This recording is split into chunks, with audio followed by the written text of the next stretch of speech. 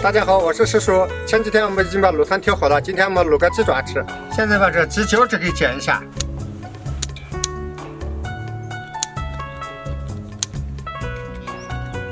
现在我们把鸡爪洗一下。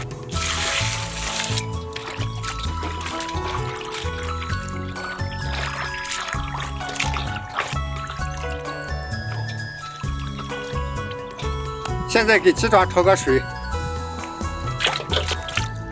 倒点花雕酒，扔一把花椒，放几片生姜，都是去腥的。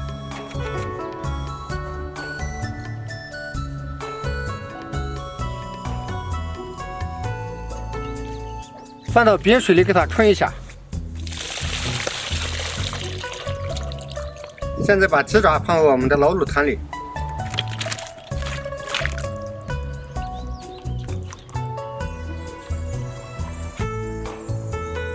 我们的鸡爪已经卤好了，我们开始出锅。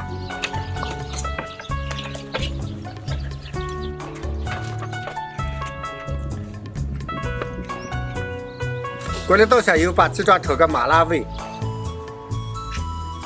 倒入我们的红油辣子，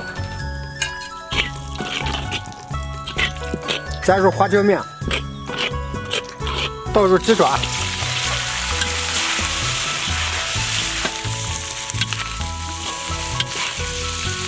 最后撒点芝麻，